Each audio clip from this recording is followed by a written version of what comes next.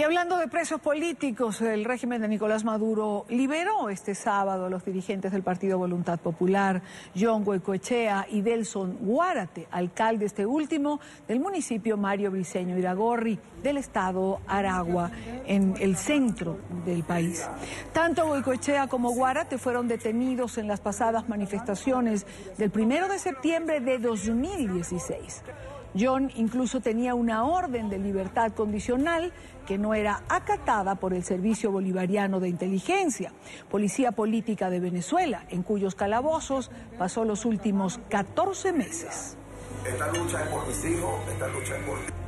Luego de ser liberado, Goicoechea se pronunció en redes sociales. Este es uno de sus tweets. Venezuela, todo pasa, todo se supera. Hoy con mi familia, mañana le hablo al país, Dios con nosotros. Y como le habla al país, en nuestros estudios en Caracas, John Goicoechea está con nosotros. Un gusto tenerte en el programa, bienvenido, gracias por tu tiempo para NTN 24.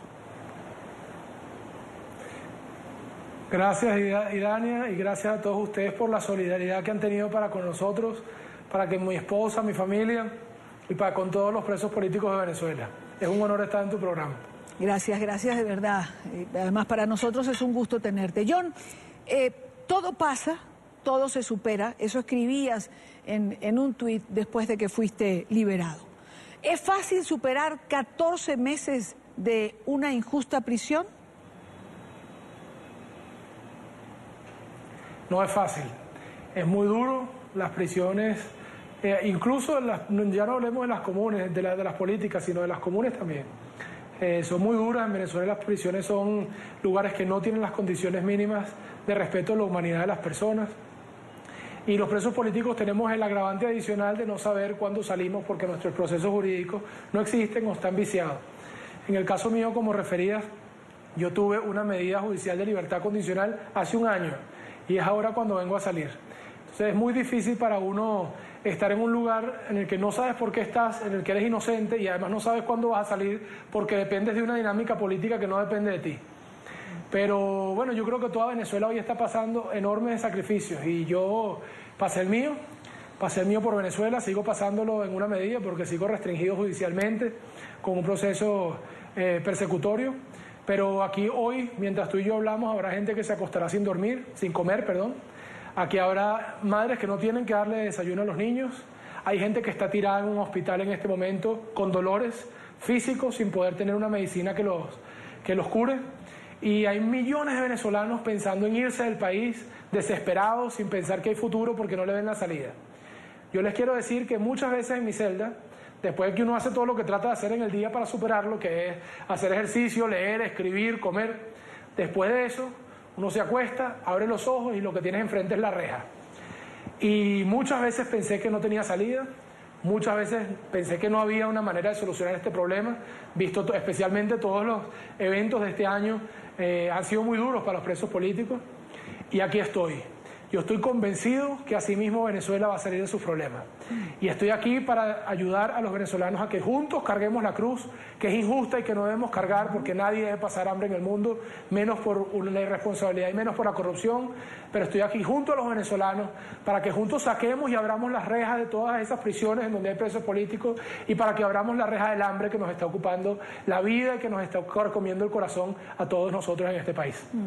Ahora, John, ¿Cómo sales? Es decir, recuerdo un tuit de Gonzalo Gimió del Foro Penal en relación a tu libertad que decía, el efecto puerta giratoria me ha hecho celebrar con recelo la libertad de algunos presos políticos. Es decir, mientras otros entran o mientras otros permanecen, y lo veíamos en la nota de Daniela Zambrano hace unos minutos, con Lilian Tintori y familiares de presos políticos en la mañana de hoy. ¿Cómo está John Goicoechea afuera hoy en día? Mira, nosotros hemos hecho un enorme esfuerzo, para lo cual le tengo que agradecer a mi esposa primeramente, a toda mi familia, a mi mamá, a mi papá y a toda mi familia, al partido, a los venezolanos, a los medios de comunicación y a gobiernos extranjeros como el gobierno de España, que se ha hecho una presión inmensa sobre Venezuela y que ha estado involucrado en mi liberación desde el día 1. Hemos hecho un enorme trabajo, hemos tenido miles de reuniones hasta que por fin lo logramos. No es fácil porque evidentemente las liberaciones de presos políticos dependen de coyunturas políticas y a uno no lo sueltan si ellos no están buscando un beneficio. En este momento ha sido polémica mi liberación y ha sido polémica porque y el gobierno lo sabe, lo tiene medido y lo hace para dividir. Y lo hace para dividir, lo hace para engañar y lo hace para que sigamos en esta dinámica de pelea interna que no nos lleva a ninguna parte. Yo quiero desde aquí mostrar mi solidaridad con todas aquellas personas que están siendo perseguidas en este momento, personas incluso muy relevantes con una importancia institucional en Venezuela muy importante como Freddy Guevara, que está hoy en una embajada, injustamente perseguido, y en irrespeto a su inmunidad parlamentaria. Y también a todos aquellos compañeros que se quedaron ahí. Me los llevo conmigo y créanme que voy a hacer todo lo posible para sacarlos, porque muchas veces cuando los políticos no han vivido lo que he vivido yo, muchas veces se utilizan los presos políticos como un emblema de lucha, como una pancarta, como un argumento político. Pero los presos políticos nuestros no los podemos martirizar. No podemos pretender que los presos políticos se queden presos mientras nosotros logramos la democracia. A los presos políticos hay que sacarlos de ahí y ojalá alguno de ellos me esté viendo y yo les quiero decir que estoy comprometido con mis compañeros de sacarlos de ese lugar y de asumir el costo político que sea necesario para sacarlos de ahí, porque esas condiciones no las merece nadie. Y lo primero que tenemos que hacer los venezolanos para salir adelante y para lograr la democracia es aprender a ser respetuosos con las personas que han sacrificado por el país y aprender a ser solidarios entre nosotros y aprender a tener unidad, porque mientras no tengamos unidad, seguramente el gobierno va a ganar en las próximas elecciones presidenciales, que ya las quieren adelantar para febrero. Necesitamos ser solidarios entre nosotros y entender que más allá de los eslóganes políticos, hay una realidad en las cárceles venezolanas y hay una realidad en la calle que nos obliga a actuar con coherencia. Bueno, creo que la unidad es una lección que la oposición tiene que aprender en Venezuela. No lo digo yo, lo dice muchísima gente, lo dicen expresidentes con quien he tenido la oportunidad de conversar, lo dice el secretario Almagro. La unidad en Venezuela tiene que encontrar puentes que la comuniquen nuevamente, pero más allá de esto, que es lo que estás diciendo, dijiste ahorita, John, a uno no lo sueltan si ellos no tienen algún beneficio, y esto evidentemente es así. Tú has salido en libertad, de lo cual nos alegramos, por supuesto, y has aceptado participar en las elecciones del próximo 10 de diciembre. Y vas a optar por la alcaldía de El Hatillo. Municipio, por cierto, cuyo alcalde en ejercicio está hoy fuera de Venezuela, David Smolansky, y simplemente tuvo que huir porque había una orden de detención. ¿Cómo explicar esto? Es decir, ¿qué te lleva a participar en un proceso que sigue sin garantías y justo en un municipio donde está ocurriendo esto? Bueno, en primer lugar quiero decir que yo regresé a Venezuela y que estaba trabajando por un proceso municipal, por participar en este proceso municipal justo cuando me metieron preso. Entonces no es ninguna sorpresa. Con respecto a David Smolansky, que lo has mencionado, quiero decir que David Smolansky y yo tenemos trabajando juntos años, más de una década trabajando juntos. Es una persona a la que valoro, una persona a la que respeto y una persona que está injustamente en el extranjero porque él fue electo como alcalde de Latillo y él debió haber terminado su periodo sin persecución política. De forma que toda mi solidaridad para David Smolansky, que además hizo la mejor gestión municipal del área metropolitana de Caracas, que no es fácil, porque en Venezuela no hay condiciones en las alcaldías para hacer una buena gestión municipal. Has mencionado también el tema de las garantías electorales. No las hay en Venezuela. No hay garantías electorales, no hay elecciones limpias, hay un proceso ventajista, hay un proceso que viola la independencia que debe tener el árbitro electoral y hay un proceso que pone muy cuesta arriba que se ganen las alcaldías a nivel nacional. Sin embargo, también hay lugares en donde podemos salvar el espacio. Y hay lugares que han sido particularmente importantes en la vanguardia opositora para que hoy esté yo hablando aquí, para que todavía el círculo del silencio no se haya terminado de cerrar en Venezuela. Esos espacios son, por ejemplo, El Hatillo, Baruta, Chacao y municipios así en todo el país, que cuando Hugo Chávez fue dueño de este país y tomó casi todas las gobernaciones, tenía más de 20 gobernaciones, tenía la Asamblea Nacional, tenía el TSJ, tenía la comunidad internacional respaldándole. Aquí lo que nos quedó a nosotros fue la descentralización y la defensa de algunos espacios que han sido siempre la vanguardia de la oposición. En este momento en que la oposición está en una situación de debilidad, nosotros no podemos entregar los espacios, especialmente los espacios que son así. ¿A que va a haber trampa? Sí va a haber trampa. ¿Que va a haber un proceso ventajista? Sí va a haber un proceso ventajista. ¿Que es ilegal el proceso electoral en Venezuela? Es ilegal el proceso electoral en Venezuela. Pero con todo y eso hay espacios que podemos mantener porque ni con la trampa se podría llegar a ganar allí. Y lo tenemos que mantener. Hay gente que no ha tenido ninguna opción, como ha sido el caso de David Molansky, como ha sido el caso de Freddy Guevara hoy, como hay miles de casos o decenas de casos que están hoy en el exilio, porque si no estuvieran en el exilio estarían presos.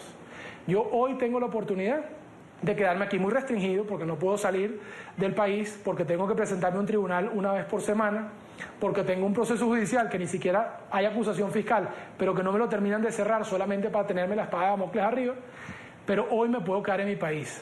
Y en el espacio de libertad que yo pueda defender, lo voy a defender sin miedo. Lo voy a defender con firmeza y lo voy a defender con toda la convicción de que si me quitan la cabeza a mí vendrá otro que también lo defenderá y si le quitan la cabeza a ese otro vendrá otro que también lo defenderá.